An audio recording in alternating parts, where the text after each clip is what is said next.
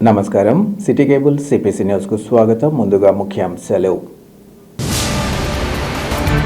Cold storage విషయంలో ప్రభుత్వాన్ని ప్రశ్నిస్తే తన వ్యాఖ్యలను వైసీపీ నేతలు వక్రీకరించడం తగదు. ప్రభుత్వం అరటి రైతును ఆదుకునే చర్యలు చేపట్టాలని పిసిసి అధ్యక్షురాలు వైఎస్ షర్మిలారెడ్డి డిమాండ్.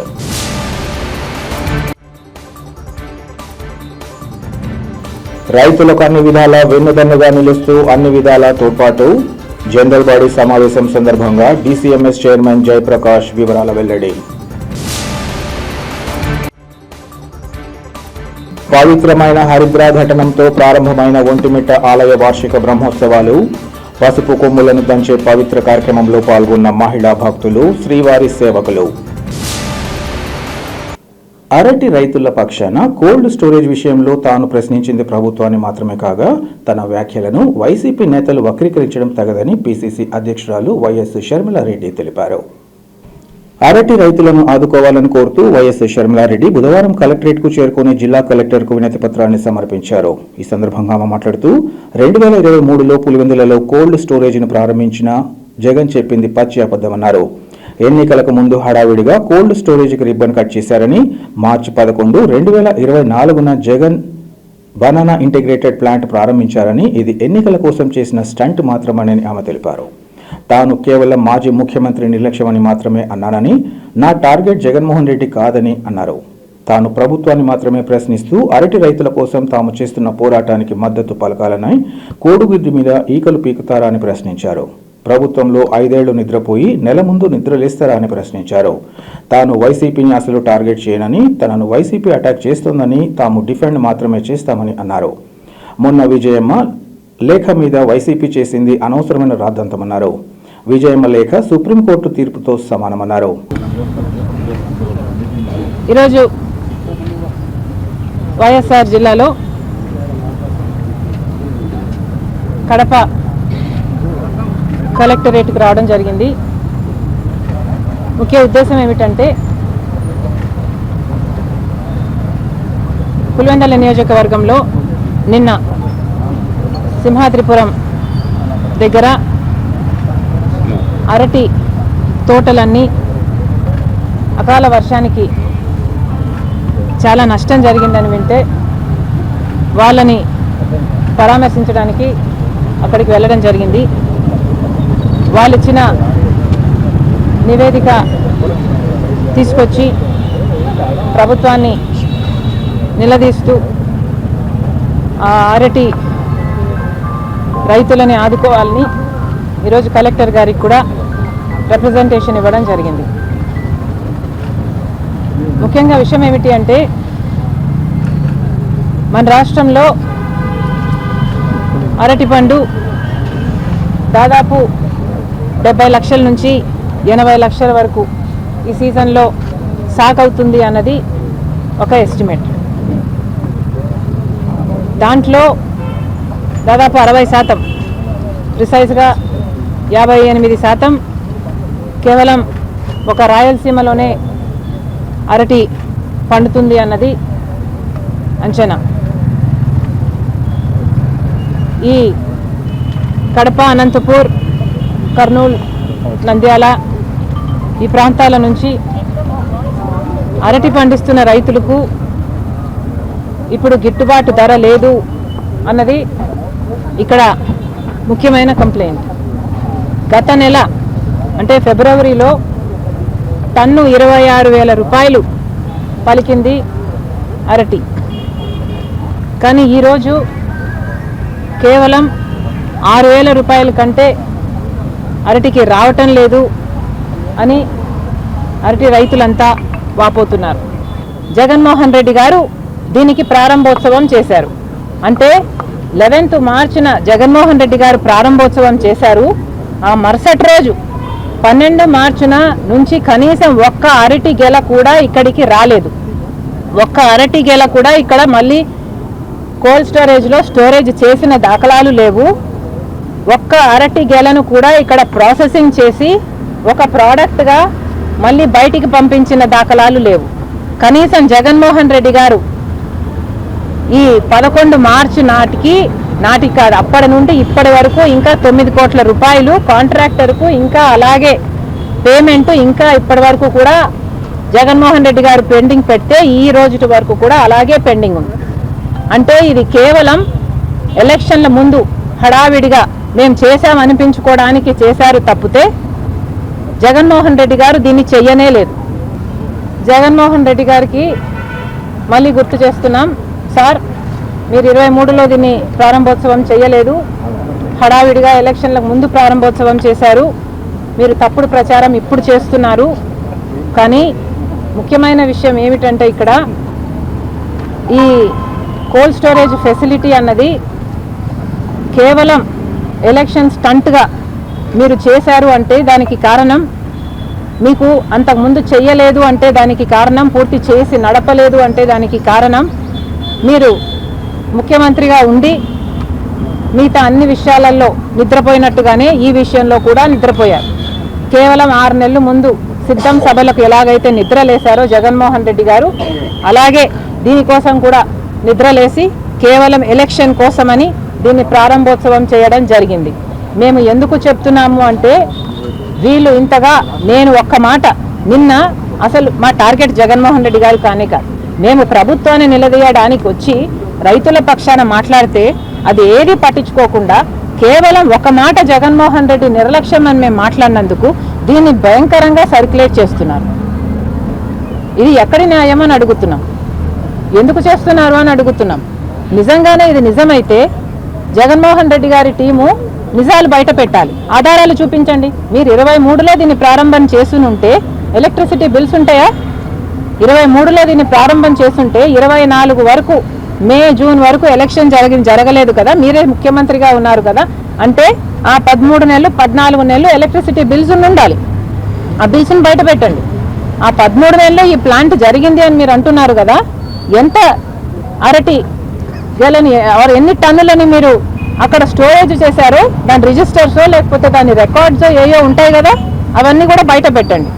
ఆ ప్రాసెసింగ్ ప్లాంట్లో ఎన్ని అరటి గేలలను టన్నులు మీరు ప్రాసెసింగ్ చేశారు, ఏ ప్రోడక్ట్లను మీరు ఉత్పత్తి చేశారు, ఆ ప్రోడక్ట్లని ఏ రైతులకి ఆర్ ఏ how did it go out, ఈ డీటెయిల్స్ అన్నీ కూడా బయట పెట్టాల్సిన అవసరం ఉంది. నిజంగానే Congress party is challenging you. మేమన్న ఒక్క మాట పట్టుకొని మీరు ఇంతగా మమ్మల్ని సతాయిస్తున్నారే, ఈ నిజాలన్నీ బయట పెట్టండి. మీకు దమ్ముంటే మీరు చెప్పిన మాట నిజమని నిరూపించండి. ఇదే కాదండి, ఏదైనా కూడా మీరు జగన్మోహన్ రెడ్డి గారి టీమును గమనిస్తే మొట్టమొదటిగా వాళ్ళు మమ్మల్ని అటాక్ చేస్తారు. వీళ్ళు అటాక్ చేసిన తర్వాత మేము డిఫెండ్ మాత్రమే చేసుకుంటాం. అంటే వాళ్ళు అఫెన్సివ్ ఆడతారు, మమ్మల్ని అటాక్ చేయడమే పనిగా పెట్టుకొని వాళ్ళు అఫెన్సివ్ ఆడతారు. మేము ఇప్పుడే కాదు ఎప్పుడు కూడా సంజాయిషి ఇచ్చుకోవడం, సమాధానం చెప్పుకోవడం, అఫెన్స్ మాత్రమే మేము చేస్తున్నాం. మొన్న విషయంలో కూడా విజయమ్మ గారు ఒక లేఖ రిలీజ్ చేశారు. ఆ లేఖలో విజయమ్మ గారు స్వయంగా సంతకం పెట్టారు. విజయమ్మ గారు సంతకం పెడితే ఇక రాజశేఖర్ రెడ్డి గారి భార్యగా విజయమ్మ సంతకం పెట్టిన ఒక లెటర్ బయటకు వచ్చింది అంటే రాజశేఖర్ రెడ్డి గారిని అభిమానించే ఎవరికైనా అది సుప్రీంకోర్టు తీర్పు లాంటిది, ఇంకా దానికి తిరుగులేదు. అది రాజశేఖర్ రెడ్డి గారిని నిజంగా అభిమానించే వాళ్ళైతే. కానీ ఆ లెటర్లో విజయమ్మ గారు చాలా స్పష్టంగా ఇక మాట్లాడకండి ఈ ఆస్తుల గురించి అని చెప్పిన తర్వాత కూడా మళ్ళీ మాట్లాడుతున్నారు కాబట్టి మళ్ళీ మేము రియాక్ట్ అవ్వాల్సి వచ్చింది. మళ్ళీ మేము రియాక్ట్ అయితే మళ్ళీ మమ్మల్ని కుక్కలు అంటారా అన్నారు. మేము అనలేదండి కుక్కలని. మేము అన్నదల్లా విజయమ్మ గారు చెప్పిన తర్వాత మాట్లాడకూడదు, డీసెన్సీ ఉన్న వాళ్ళు ఎవరు, మేము మాట్లాడము అని చెప్తూ మీరు ఇంకా మాట్లాడుతూ ఉంటే ఇక మొదగడం కుక్కల నైజం అనుకోవాలి అని మాత్రమే నేను అన్నా. అంటే మీరే కదా భుజాలు తడుముకుంటున్నది, మేము కుక్కలమని మీరే అంటున్నారు. మరి మీరు కుక్కలో పిచ్చి కుక్కలో మాకు తెలియదు.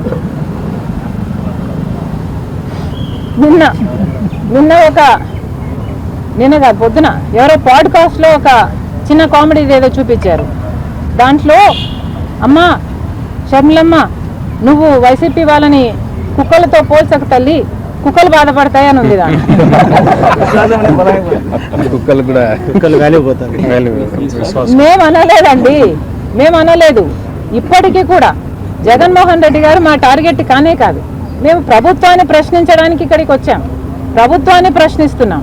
కానీ మీరు మమ్మల్ని టార్గెట్ చేసి నిన్న వీడియో రిలీజ్ చేయాల్సిన అవసరం ఏమొచ్చిందో మాకైతే అర్థం కావటం లేదు.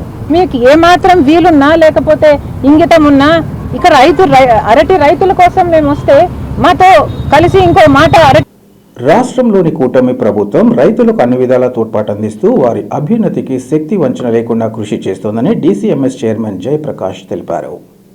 కడప నగరం నాగరాజ్పేటలోని డీసీఎంఎస్ కార్యాలయంలో ఈరోజు జనరల్ బాడీ సమావేశాన్ని నిర్వహించారు. ఈ సందర్భంగా చైర్మన్ జయప్రకాష్ మాట్లాడుతూ గత జనరల్ బాడీ సమావేశానికి 6 లక్షలు ప్రాఫిట్ చూపించగా ఈ జనరల్ బాడీ సమావేశానికి 57 లక్షల వరకు ఆదాయం వచ్చిన విషయాన్ని తెలియజేయడం జరిగిందన్నారు.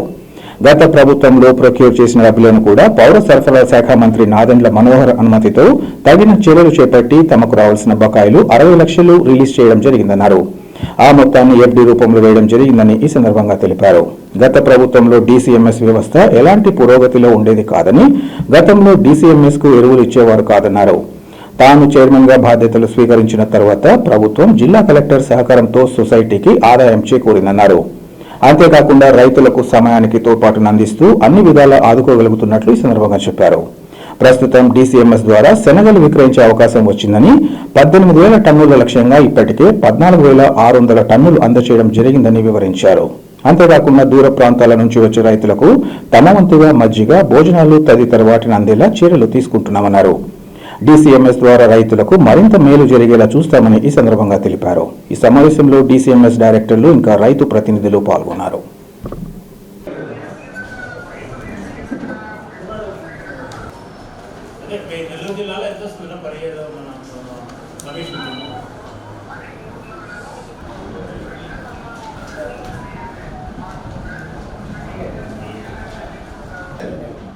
ఇప్పుడు ఈరోజు శనగలు కొంటున్నాము, మనకు ప్రైవేట్ మార్కెట్ తేడా ఉంది కాబట్టి మన దగ్గర తీసుకున్నాం. ప్రైవేట్ మార్కెట్ ఎక్కువ ఉంటే మా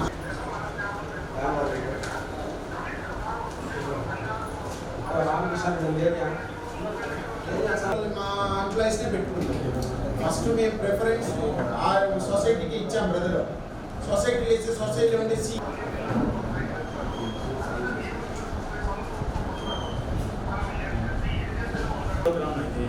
కలెక్టర్ గారు అదే పనిగా పిలిచి చెప్పారు. నాకు చెప్తే మీ ట్యాక్స్ కూడా చేయించండి అని చెప్పిన.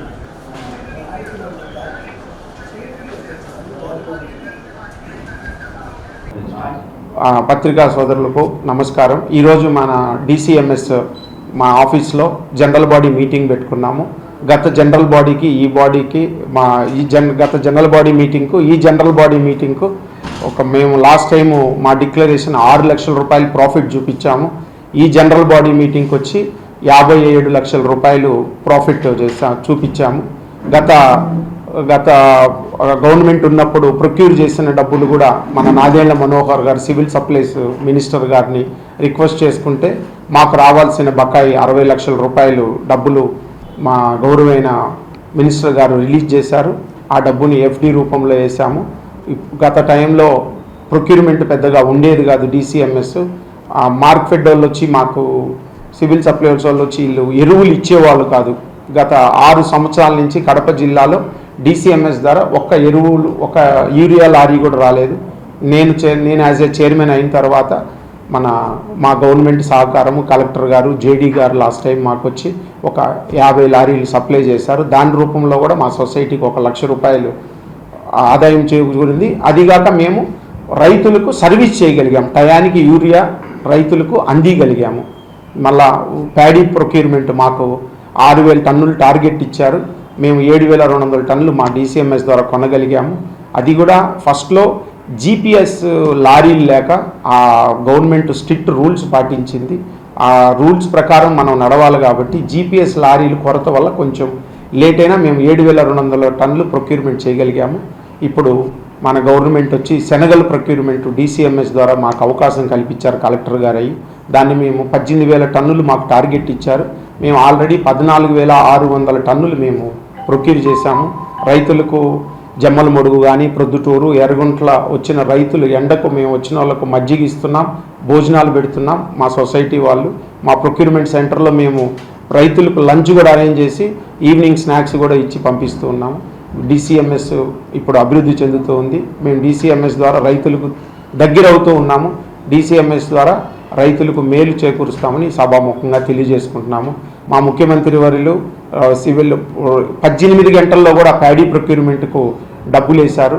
రైతుల పక్షపాతి చంద్రబాబు నాయుడు గారు డ్రిప్ ఇరిగేషన్ ఇచ్చారు. ఉల్లి రైతులకు కూడా సబ్సిడీ డబ్బులు ఇచ్చారు. మామిడికాయ రైతులకు కూడా సబ్సిడీ డబ్బులు ఇచ్చారని మీ మీడియా మిత్రుల ద్వారా రైతు సోదరులకు తెలియజేసుకుంటున్నాను. ఒకప్పుడు ఎకరాకు 2 క్వింటాలు 3 క్వింటాలు 4 క్వింటాలు ఇచ్చారు. ఈసారి ప్రొక్యూర్మెంట్ వచ్చి 11 క్వింటాల వరకు పర్మిషన్ ఇచ్చారు. అది చాలా గొప్ప విషయం. 11 క్వింటాల నుంచి 12 క్వింటాలు పర్ ఎకర్కి ఇచ్చారు.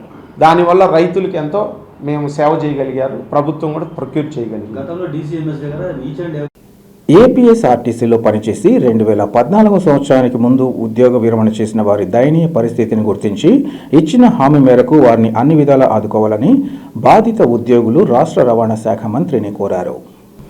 ఈ మేరకు వారు కడపలోని ప్రెస్ క్లబ్లో ఏర్పాటు చేసిన విలేకరుల సమావేశంలో మాట్లాడారు. 2014 ముందు ఆర్టీసీలో ఉద్యోగ విరమణ చేసిన వారు సుమారు 6,000 మంది ఉన్నారని, వారికి నెలకు 1000 నుంచి 2,000 లోపు మాత్రమే పెన్షన్ వస్తుందన్నారు. ఈ కారణంగా తమ కుటుంబాలు తీవ్ర ఇబ్బందులు ఎదుర్కొంటున్నాయని, ఈ క్రమంలో గత సార్వత్రిక ఎన్నికల సందర్భంగా టీడీపీ ఎన్నికల ప్రచార సభలో ఆర్టీసీ రిటైర్డ్ కార్మికుల జీవనభృతి గురించి కడప ఏరుట్లకూడలిలో ప్రస్తుత ఎమ్మెల్యే మాధవిరెడ్డి సమక్షంలో తాము అధికారంలోకి వస్తే జీవనభృతి గురించి సమీక్ష చేస్తామని ప్రస్తుత సీఎం చంద్రబాబు హామీ ఇచ్చారని తెలిపారు. ఇచ్చిన వాగ్దానం నెరవేర్చాల్సిందిగా కోరుతున్నట్లు ఈ సందర్భంగా చెప్పారు. ఈ విషయంగా కడప ఎమ్మెల్యే మాధవిరెడ్డి అసెంబ్లీలో తమ ఇబ్బందులను ప్రభుత్వ దృష్టికి తీసుకొస్తూ దివ్యాంగులకు ఇస్తున్న 6,000 పెన్షన్ అయినా ఇవ్వాలని కోరడం జరిగిందన్నారు. ఈ విషయంగా సభలో ఎమ్మెల్యేలు, మంత్రులు మౌనం దాల్చడం ఆవేదనకు గురి చేసిందని అన్నారు. రవాణా శాఖ మంత్రి ఈ అంశం తన పరిశీలనలో ఉందని చెప్పి విస్మరించడం తగదన్నారు. కడప ఎమ్మెల్యే ఈ అంశాన్ని పలుమార్లు ప్రభుత్వ దృష్టికి తీసుకెళ్లినా రవాణా శాఖ మంత్రి తనకేమీ పట్టనట్లు వ్యవహరించడం ఎంతవరకు సమంజసమని వారు ప్రశ్నించారు. ఇప్పటికైనా ఈ విషయంగా ముఖ్యమంత్రితో మాట్లాడి తమకు కనీసం 6,000 రూపాయల పెన్షన్ అందేలా చూడాలని, తమకు బస్సుల్లో రాయితీని 75% పెంచాలని కోరారు. ఈ సమావేశంలో పలువురు రిటైర్డ్ ఆర్టీసీ ఉద్యోగులు, వారి కుటుంబ సభ్యులు పాల్గొన్నారు. సార్, ఇప్పుడు మెయిన్ ఉద్దేశం ఏమంటే 2014 ముందు రిటైర్మెంట్ అయిన 6,000 మంది రిటైర్డ్ వాళ్ళు ఉన్నారు. వాళ్ళకి వచ్చి 1000 నుంచి 2,000 రూపాయల వరకు లోగానే పెన్షన్ వస్తున్నది. దీని గురించి మన గౌరవ ముఖ్యమంత్రి కడపకు వచ్చినప్పుడు మేము మా ఎమ్మెల్యే మాధవిరెడ్డి మేడం ద్వారా రిప్రజెంటేషన్ ఇస్తే, అయ్యా నా అధికారంలోకి వస్తానే నేను ఇమ్మీడియట్గా రిటైర్డ్ వాళ్ళకు జీవనోపాధి కల్పిస్తానని ఆయన ప్రామిస్ చేసినాడు. ఆ ప్రామిస్ చేసిన తర్వాత మా వాళ్ళందరూ ఓట్లు బ్రహ్మాండంగా వేసి గెలిపించినారు. ఆ తర్వాత మా మేడం వచ్చేసి కడప మేడం 2 తూర్లు అసెంబ్లీలో బ్రహ్మాండంగా మాట్లాడింది. మళ్ళీ తర్వాత లాస్ట్లో 24 లాస్ట్ మంత్ వచ్చేసి మాట్లాడింది, అయ్యా 6,000 మంది ఉన్నారు, వాళ్ళకి తక్కువ పెన్షన్ వస్తుంది, వాళ్ళు ఇప్పుడు వృద్ధాప్య పెన్షన్ కన్నా తక్కువ వస్తుంది, వికలాంగులకు ఇచ్చే పెన్షన్ 6,000 వస్తుంది, కనీసం వాళ్ళ అవకమైన వాళ్ళు ఇవ్వండి అని ఏమో బ్రహ్మాండంగా మాట్లాడింది.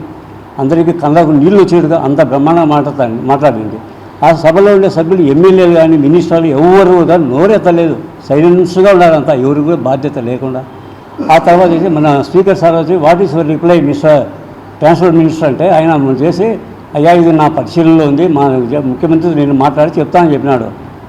నేను రవాణా శాఖ మంత్రి ఏం చెప్తున్నాను సార్, ఇంతకుముందు 2 తూర్లు 6-7 నెలల కిందట ఆయన మాట్లాడి మా ఎమ్మెల్యే, అప్పటికి నీకు మతికి రాలేదా? ఇప్పుడు నా పరిశీలనలో ఉందన్నావు, 1 నెలలోగా అవుతుంది, ఇంతవరకు దాని గురించి మాట్లాడలేదు, ఒక ప్రెస్ మీట్లు పెట్టలేదు, ఏం పెట్టలేదు, అసలు ఆ ముఖ్యమంత్రి కలిసింది లేదు, ఏమీ తెలియదు.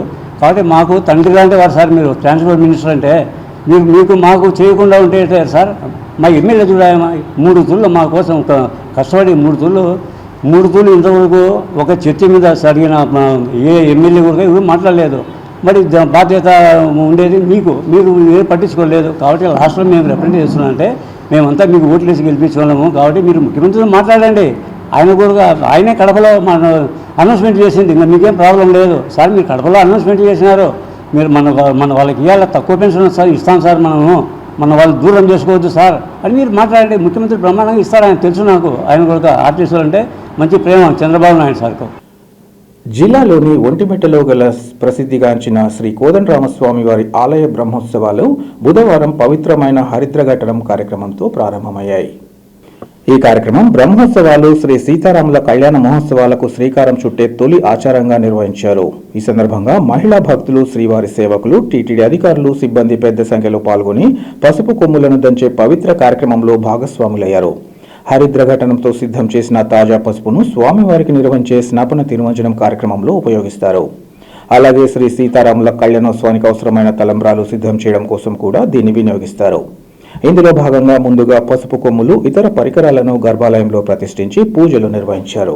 అనంతరం మహాలక్ష్మి ఆరాధన, శ్రీ సూక్తం పఠనానంతరం హరిద్ర ఘటనం నిర్వహించారు. పసుపు నూరిన తర్వాత సమర్పణ చేసి తాంబూలం అందచేయడంతో కార్యక్రమం విజయవంతంగా ముగిసింది. ఈ కార్యక్రమంలో TTD deputy EO Prashanti, DE తదితరులు పాల్గొన్నారు.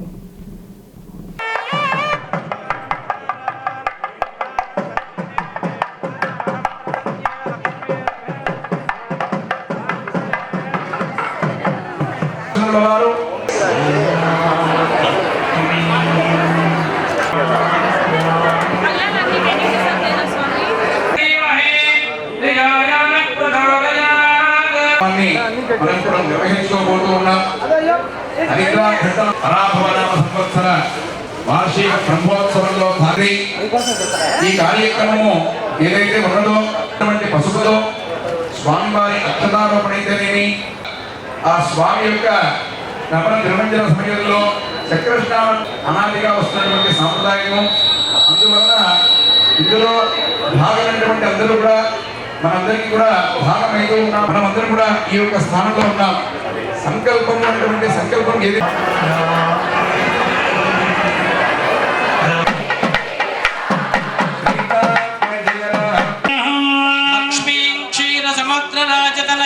శ్రీరంగదామేశ్వరీ ఆసీభూత సమస్త దేవ వనితాం లోకే గోత్రోద్భవస్య. అలాగే మీ భర్త పేరు, మీ పేరు తదుపరి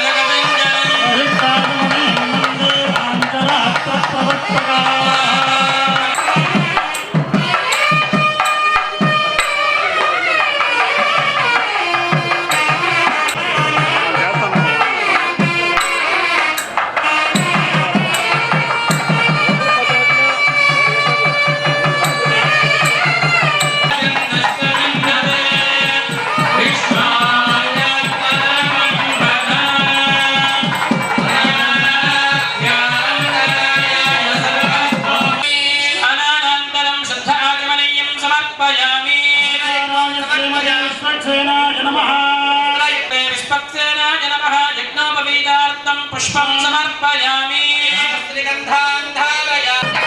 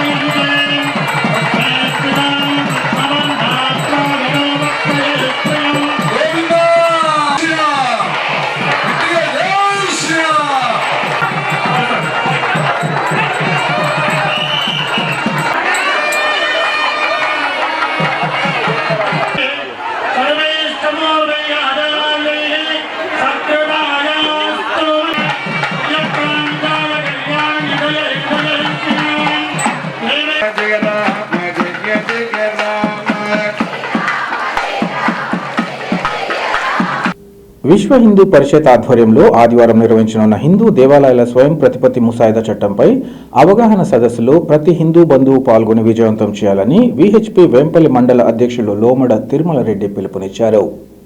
ఈ సందర్భంగా వేంపల్లిలో ఆయన మీడియా సమావేశంలో మాట్లాడుతూ విశ్వ హిందూ పరిషత్ జిల్లా అధ్యక్షులు చెన్న కృష్ణారెడ్డి ఆదేశాల మేరకు వేంపల్లె, వేముల, చక్రాయపేట మండలాల్లోని హిందూ బంధువులందరూ ఈ కార్యక్రమానికి తరలివచ్చి విజయవంతం చేయాలని పిలుపునిచ్చారు.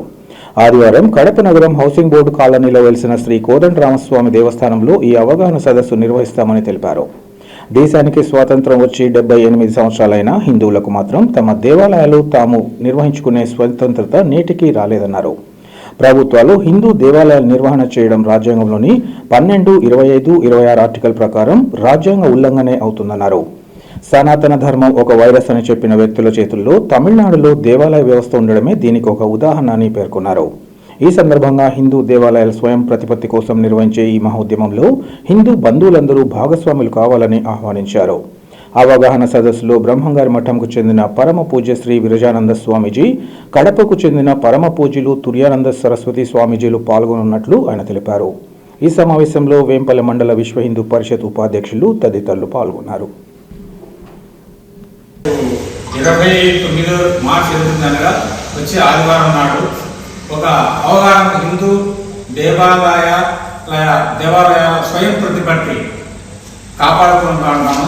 అంటే ఇప్పుడు ఉన్నటువంటి దేవాలయం విశ్వ హిందూ పరిషత్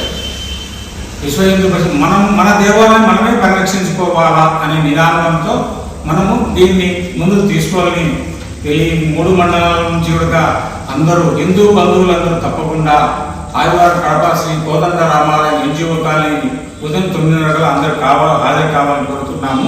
ప్రతి ఒక్కరూ తప్పకుండా రావాలని, అందరూ కూడా రావాలి. జై శ్రీరామ్. జై శ్రీరామ్. జై జై. ఇప్పుడు మనకు స్వాతంత్రం వచ్చి 75 సంవత్సరాలు అయినప్పటికీ కూడా ఒకటి మసీదులు కానీ చర్చిలు కానీ ఇంతవరకు వాళ్ళ చర్చిలను వాళ్ళ మసీదులను కానీ వాళ్ళే స్వయం ప్రతిపత్తులు నడుపుకుంటున్నారు. కానీ 70 సంవత్సరాలు వచ్చినా కూడా మన హిందూ దేవాలయాలు అలా కాకుండా దేవాదాయ ధర్మాదాయ శాఖ చట్టాలను నడుస్తున్నాయి. అందుకు గాను మనము అందరూ సంఘటితమై విశ్వ హిందూ పరిషత్ తరఫున అందరూ సంఘటితమై ప్రతి ఒక్కరం కూడా ఈ మనల్లోకి తెచ్చుకునే దానికి, అంటే స్వయం ప్రతిపత్తి, మన దేవాలయం మనమే కాపాడుకోవాలా అనే నిదానంతో ఈ కార్యక్రమాన్ని 29 ఆదివారం కడప శ్రీ కోదండరామాలయ దేవాలయంలో ఒక మహత్తరమైన కార్యక్రమాన్ని నిర్వహిస్తున్నాము.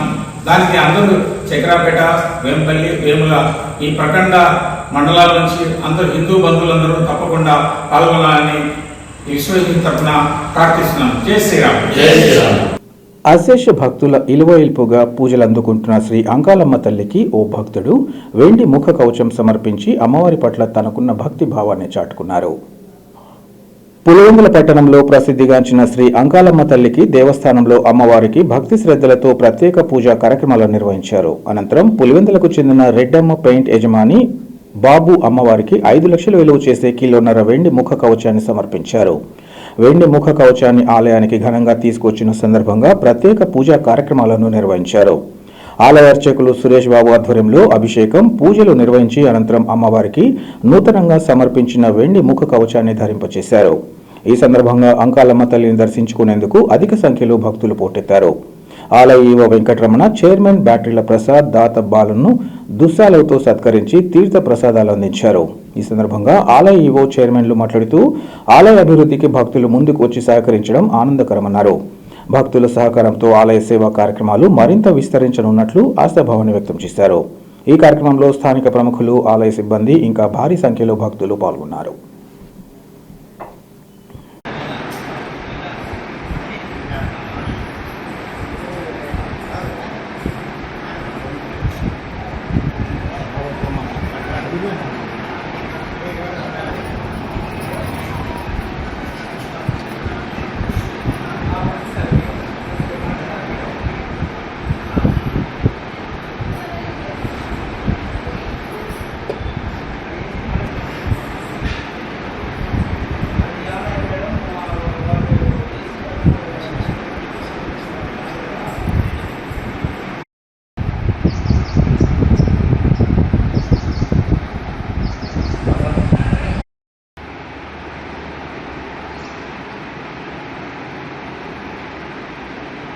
వార్తలు ముగించే ముందు ముఖ్యాంశాలు మరోసారి. కోల్డ్ స్టోరేజ్ విషయంలో ప్రభుత్వాన్ని ప్రశ్నిస్తే తన వ్యాఖ్యలను వైసీపీ నేతలు వక్రీకరించడం తగదు. ప్రభుత్వం అరటి రైతును ఆదుకునే చర్యలు చేపట్టాలని పీసీసీ అధ్యక్షురాలు వైఎస్ షర్మిలారెడ్డి డిమాండ్.